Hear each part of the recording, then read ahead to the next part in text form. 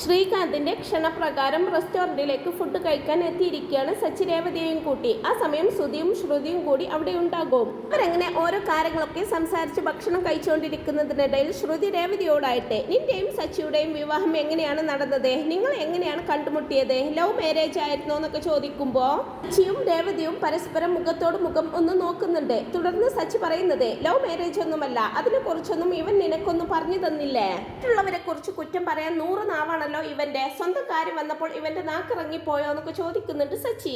ശ്രുതി സുധിയെ നോക്കുമ്പോ അത് പിന്നെ എടുത്തി ആദ്യം സുധിയേട്ടനായിരുന്നെന്ന് ശ്രീകാന്ത് പറയാൻ തുടങ്ങുന്നതും എന്തിനാടാ മറക്കുന്നത് അവനെ കുറിച്ച് എല്ലാം ഇവൾ അറിയട്ടെ എന്നും പറഞ്ഞുകൊണ്ട് രേവതിയെ ആദ്യം പെണ്ണ് കണ്ടതും കല്യാണം നിശ്ചയിച്ചതും സുധിക്ക് വേണ്ടിയാണെന്ന് പറഞ്ഞു കൊടുക്കുന്നുണ്ട് സച്ചി. എന്നിട്ട് കല്യാണ ദിവസം അച്ഛന്റെ 50 ലക്ഷം രൂപ കൊണ്ട് അവൻ ഓടിപ്പോയെന്നൊക്കെ പറഞ്ഞു കൊടുക്കുമ്പോ ഒരു ഭാവ വ്യത്യാസവും ഇല്ലാതെ ഇരിക്കുകയാണ് ശ്രുതി. അങ്ങനെ വേറെ വഴിയില്ലാതെ അച്ഛൻ എന്നോട് വന്ന് പറഞ്ഞപ്പോൾ ഞാൻ ഇവളെ കല്യാണം കഴിച്ചു, അങ്ങനെയാണ് ഞങ്ങളുടെ കല്യാണം നടന്നതെന്നൊക്കെ പറയുമ്പോ അപ്പൊ നിങ്ങളുടെ കല്യാണം സമൂഹ വിവാഹം പോലെയാണോ നടന്നതെന്നും ചോദിച്ച് അവരെ അപമാനിക്കുന്നുണ്ട് ശ്രുതി. ഇത് കേട്ട് സച്ചിയും രേവതിയും ആകെ വല്ലാതാവുമ്പോ ഒരു വിജയഭാവത്തോടെ അവരെ നോക്കുകയാണ് സുധി.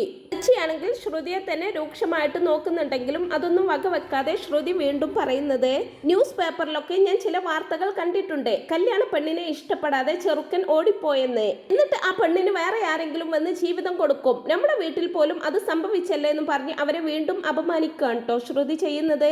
ആകെ വല്ലാതാവുന്ന രേവതി ഭക്ഷണം മതിയാക്കി എണീക്കാൻ ഒരുങ്ങുമ്പോൾ ഒരു വിജയഭാവത്തോടെ പരസ്പരം മുഖത്തോട് മുഖം നോക്കി ചിരിക്കുകയാണ് സുധിയും ശ്രുതിയും ചെയ്യുന്നത്. ആ സമയം സച്ചി രേവതിയെ ഒന്ന് നോക്കിയിട്ട്, അതാണോ ഇപ്പോൾ വലിയ കാര്യം, എല്ലാവരെയും ചതിച്ചിട്ട് 50 ലക്ഷം രൂപയും കൊണ്ട് ഇവൻ മുങ്ങിയില്ലേ, ഒരു കുടുംബത്തെ മുഴുവൻ ഇവൻ വഴിയാധാരമാക്കി, എല്ലാവരെയും കരയിപ്പിച്ചിട്ട് ഇവൻ ഓടിപ്പോയില്ലേ എന്നൊക്കെ പറയുമ്പോ അതെ, കല്യാണം നടന്നിരുന്നെങ്കിൽ ഞാനായിരുന്നു കരയേണ്ടിയിരുന്നത്, ഇവളുടെയൊക്കെ കയ്യിൽ നിന്നും ഞാൻ രക്ഷപ്പെട്ടു എന്നേ ഞാൻ കരുതുന്നുള്ളൂ, ഇതൊക്കെ ഒരു കഥയായിട്ട് ഞാൻ നിനക്ക് പറഞ്ഞു തരണമെന്ന് കരുതിയിരുന്നതായിരുന്നെന്നൊക്കെ സുധി പറയുമ്പോ എനിക്ക് മനസ്സിലാകും സുധി, ഇതിലൊക്കെ ഇപ്പോൾ പറയാൻ എന്തിരിക്കുന്നു, ഇഷ്ടമില്ലാതെ ഒരാളെയും കല്യാണം കഴിക്കാൻ ആവശ്യമില്ലെന്നൊക്കെ പറയുകയാണ് ശ്രുതി.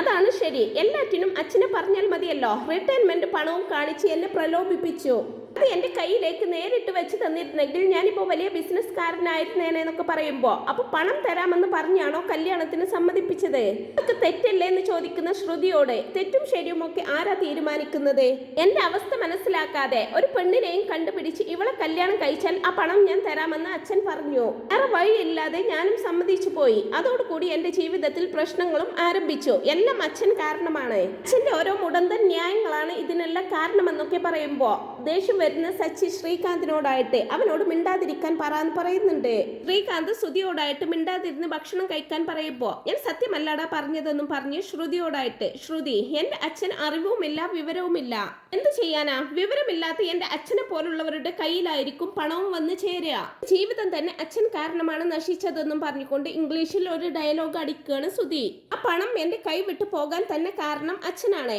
എന്റെ അമ്മയും പാവം ഇതുപോലെ ഒരാളെ കല്യാണം കഴിച്ച് ജീവിതമേ നശിച്ചു. പഴമക്കാരൊക്കെ ഒരു കാര്യം പറയുന്നത് ഞാൻ കേട്ടിട്ടുണ്ട്, പാട്ടിയൊക്കെ എപ്പോഴും പറയുമായിരുന്നു, നമ്മളൊക്കെ സ്റ്റുപ്പിഡ് എന്ന് പറയുന്നത് പോലെ അങ്ങനെ ഒരു വാക്കുണ്ടല്ലോ എന്ന് പറഞ്ഞുകൊണ്ട് രവീന്ദ്രനെ ഒരു മോശം വാക്ക് പറയുകയാണ് സുധി. അതുവരെ ദേഷ്യം കടിച്ചമർത്തി നിന്നിരുന്ന സച്ചിയാണെങ്കിൽ അത് കേൾക്കുന്ന പാടെ നീ എന്താടാ പറഞ്ഞതെന്നും ചോദിച്ച് സുധിയുടെ കോളറിൽ കുത്തിപ്പിടിക്കുന്നുണ്ട്. ശ്രീകാന്ത് വന്ന് സച്ചിയെ തടയാൻ നോക്കുമ്പോ അവൻ പറഞ്ഞത് നീയും കേട്ടതല്ലേ, അവനെ വിശ്വസിച്ചല്ലേ അച്ഛൻ പണം കൊടുത്തത്, എന്നിട്ടിപ്പോ എല്ലാറ്റിനും കാരണം അച്ഛനാണെന്നുള്ള രീതിയിലല്ലേ ഇവൻ സംസാരിക്കുന്നത് എന്നല്ല സച്ചി പറയുമ്പോ സത്യം തന്നെ ഞാൻ പറഞ്ഞത്, അച്ഛൻ കാരണമാണ് എല്ലാം നടന്നതെന്നും പറഞ്ഞുകൊണ്ട് വീണ്ടും അച്ഛനെ കുറ്റപ്പെടുത്തി സംസാരിക്കുകയാണ് സുധി. നീ എന്താടാ പറഞ്ഞതെന്നും ചോദിച്ച് സുധിയുടെ കോളറിൽ കുത്തിപ്പിടിച്ചുകൊണ്ട് സുധിയെ നന്നായിട്ട് എടുത്തിട്ട് പെരുമാറുന്നുണ്ട് സച്ചി. ശ്രുതിയും രേവതിയും കൂടി രണ്ടുപേരെയും ഒരു വിധം പിടിച്ചു മാറ്റുന്നുണ്ട്. തുടർന്ന് ശ്രുതി സച്ചിയോടായിട്ട്, എന്താ സച്ചി ഇത്, നിനക്ക് കുറച്ചുകൂടി മാനേഴ്സ് ഇല്ലേ, യുവർ സെൽഫ് എന്നും പറഞ്ഞുകൊണ്ട് ഇംഗ്ലീഷിൽ ഡയലോഗ് അടിക്കുമ്പോ നിർത്തടി നിന്റെ ഒരു ഇംഗ്ലീഷ്, എന്റെ അച്ഛന്റെ പണം കൊണ്ടല്ലേ അവൻ പഠിച്ച് ഇത്രയും ആയത്, ചെയ്യേണ്ടതെല്ലാം ചെയ്തു കൊടുത്തിട്ട് അവനിപ്പോ അച്ഛനെ പറ്റി പറഞ്ഞത് നീ കേട്ടില്ലേ എന്നൊക്കെ ചോദിക്കുമ്പോ അത് എന്ത് വേണമെങ്കിലും ആയിക്കോട്ടെ, ഒരു കാര്യം ഞാൻ പറഞ്ഞേക്കാം, എന്റെ മുന്നിൽ വെച്ച് അവരെ കുറ്റപ്പെടുത്തി സംസാരിക്കരുത്, പൊതുസ്ഥലത്ത് വെച്ച് എങ്ങനെ പെരുമാറണം എന്ന് പോലും നിങ്ങൾക്കറിയില്ല എന്ന് ചോദിച്ച് സച്ചിയോട് തട്ടിക്കയറുന്നുണ്ട് ശ്രുതി. ആ സമയം രേവതി മുമ്പോട്ട് വന്നേ, എന്റെ ഭർത്താവിനോട് നേർക്ക് നേർ നിന്ന് സംസാരിക്കാൻ നീ ആയിട്ടില്ല, നീ ഇപ്പൊ പറഞ്ഞത് ആദ്യം നിന്റെ ഭർത്താവിനൊന്ന് പറഞ്ഞു കൊടുക്കിനി, അവരല്ലേ അച്ഛനെ കുറിച്ച് മോശമായിട്ട് സംസാരിച്ചതെന്നൊക്കെ പറയുമ്പോ ഞാൻ എന്ത് മോശമായിട്ട് സംസാരിച്ചെന്നാ ആ ആള് കാരണമാണ് എല്ലാ പ്രശ്നങ്ങളും ഉണ്ടായതെന്ന് പറയാണ് സുധി. അച്ഛനെ കുറിച്ച് ആ ആൾ ഈ ആൾ എന്നൊക്കെ പറഞ്ഞാലുണ്ടല്ലോ എന്ന് പറഞ്ഞ് സച്ചി മുമ്പോട്ട് വരുമ്പോ പറഞ്ഞാൽ നീ എന്ത് ചെയ്യുമടാ, ഇനിയും പറയും ആ ആൾ കാരണമാണ് എല്ലാം നടന്നതെന്ന് സുധി വീണ്ടും പറയുമ്പോ ദേഷ്യം വരുന്ന സച്ചി സുധിയുടെ കോളറിൽ കുത്തിപ്പിടിക്കുന്നുണ്ട്.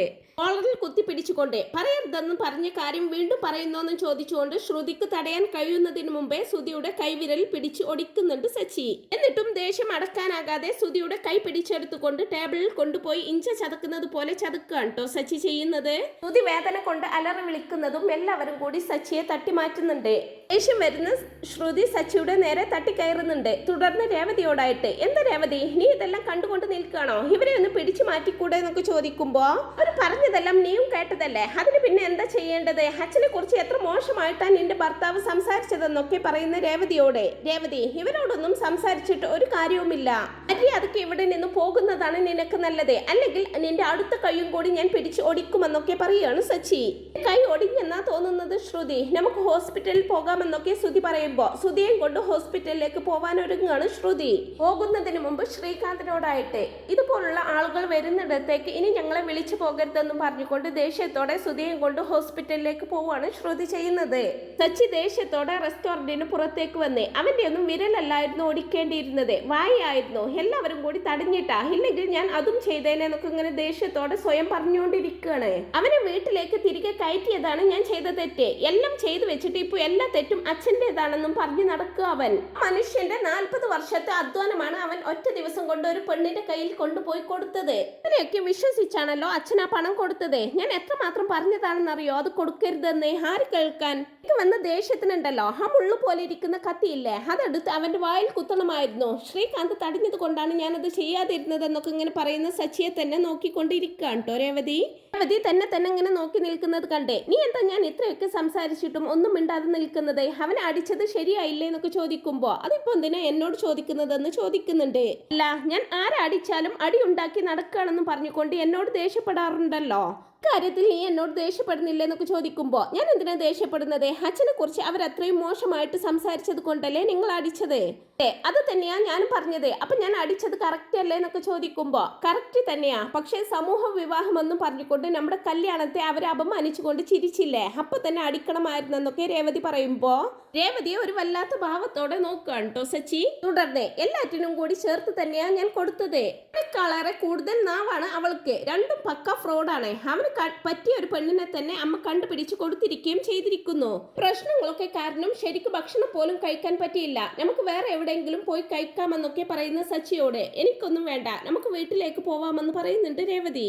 അതല്ലേ ഞാൻ പറഞ്ഞത്, വീട്ടിൽ പോയിട്ട് ഇനി അവിടെ ഭക്ഷണമൊന്നും ഉണ്ടാവില്ല, വരില്ലെന്ന് പറഞ്ഞ് നിന്നെ നിർബന്ധിച്ച് കൂട്ടിക്കൊണ്ടു വന്നതല്ലേ ഞാൻ, വരുന്നില്ലെന്ന് സാധാരണ പറയുന്നത് പോലെ പറഞ്ഞിരുന്നെങ്കിൽ ഞാനും അത് വിട്ടേനെ എന്നൊക്കെ പറയുമ്പോ എന്താ വിടാതിരുന്നതെന്ന് തിരിച്ചു ചോദിക്കുന്നതും നമ്മൾ രണ്ടുപേരും ഭാര്യ ഭർത്താക്കന്മാരാണോ എന്ന് നീ ചോദിച്ചില്ലേ. കേട്ടപ്പോൾ എനിക്കും വാശിയായി, വെറുതെ ഇരുന്ന് എന്നെ വാശി കയറ്റിയത് നീയാണെന്നൊക്കെ പറയുമ്പോ ഇപ്പൊ എന്താ പറഞ്ഞു വരുന്നത്, ഇവിടേക്ക് വന്നത് തന്നെ എന്റെ തെറ്റാണെന്നാണോ എന്ന് ചോദിക്കുന്നുണ്ട്. നീ ഇനി വളഞ്ഞു മൂക്ക് പിടിക്കാതെ, കല്യാണത്തിന് ശേഷം നമ്മൾ പുറത്തൊന്നും പോയിട്ടില്ലല്ലോ എന്നാണ് ഞാൻ പറഞ്ഞത്, പോയിട്ടുള്ളത് എന്റെ ഫ്രണ്ട്സ് തന്ന പാർട്ടിക്കാ, അവിടെയും നീ തന്നെ പ്രശ്നമുണ്ടാക്കി എന്നൊക്കെ ഇങ്ങനെ സച്ചി പറയുന്നതും സച്ചിയെ രൂക്ഷമായിട്ട് നോക്കുന്നുണ്ട് കേട്ടോ രേവതി. രേവതിയുടെ നോട്ടം കണ്ട് അയ്യോ സോറി, പറഞ്ഞു വന്നപ്പോൾ അങ്ങനെ പറഞ്ഞു പോയതാ, എന്റെ ഭാഗത്തും തെറ്റുണ്ട്, അതുകൊണ്ടൊക്കെയാണ് ശ്രീകാന്ത് വിളിച്ചപ്പോൾ വരാമെന്ന് സമ്മതിച്ചത്, അതാണെങ്കിൽ ആ 2 ഫ്രോഡുകളും കൂടി നശിപ്പിച്ചെന്നൊക്കെ ഇങ്ങനെ പറയുകയാണ് സച്ചി. ഇതൊക്കെ പോട്ടെ, ഇവിടെ അടുത്തൊരു തട്ടുകടയുണ്ട്, നമുക്ക് അവിടെ പോയി ഭക്ഷണം കഴിച്ചാലോ എന്നൊക്കെ ചോദിക്കുമ്പോ എനിക്കിപ്പോ ഭക്ഷണമൊന്നും വേണ്ട, വിശക്കുന്നില്ലെന്നൊക്കെ പറയുമ്പോ അപ്പൊ വേണ്ടെന്നാണോ എന്ന് ചോദിക്കുന്നതും നിങ്ങൾക്ക് വിശക്കുന്നുണ്ടോ എന്ന് തിരിച്ച് ചോദിക്കുന്നുണ്ട്. കുറേശ്ശെ വിശക്കുന്നുണ്ട്, നിനക്ക് വേണ്ടെങ്കിൽ വേണ്ട, നമുക്ക് പോകുന്ന വഴി എന്തെങ്കിലും വാങ്ങിക്കാം, എന്നിട്ട് വീട്ടിൽ പോയി കഴിക്കാമെന്നൊക്കെ പറയുമ്പോ വീട്ടിൽ ഇനി എന്തെല്ലാം നടക്കുമെന്ന് ആർക്കറിയാമെന്നൊക്കെ രേവതി പറയുമ്പോ എന്ത് പറ്റിയെന്ന് ചോദിക്കുന്നുണ്ട്. നിങ്ങൾ എന്തോ ഒന്നും അറിയാത്തതുപോലെ സംസാരിക്കുന്നത്, ഹോസ്പിറ്റലിൽ പോയവർ തിരിച്ചെത്തുമ്പോൾ അമ്മ എന്തൊക്കെ പ്രശ്നങ്ങളാ ഉണ്ടാക്കാന്ന് പറയാൻ പറ്റുമോ എന്നൊക്കെ ചോദിക്കുമ്പോ അമ്മയുടെ കാര്യമോർത്ത് വിഷമിക്കാൻ നിന്നാൽ അതിനെ നേരം കാണോ, എത്ര പറഞ്ഞു കൊടുത്താലും അവരൊന്നും നന്നാവാൻ പോകുന്നില്ല, നീ ആ കാര്യം വിട്ടേക്ക്, അത് ഞാൻ നോക്കിക്കോളാമെന്ന് പറഞ്ഞുകൊണ്ട് രേവതിയെ സമാധാനിപ്പിച്ചുകൊണ്ട് അവളെയും കൂട്ടി വീട്ടിലേക്ക് പോവുകയാണ് സച്ചി.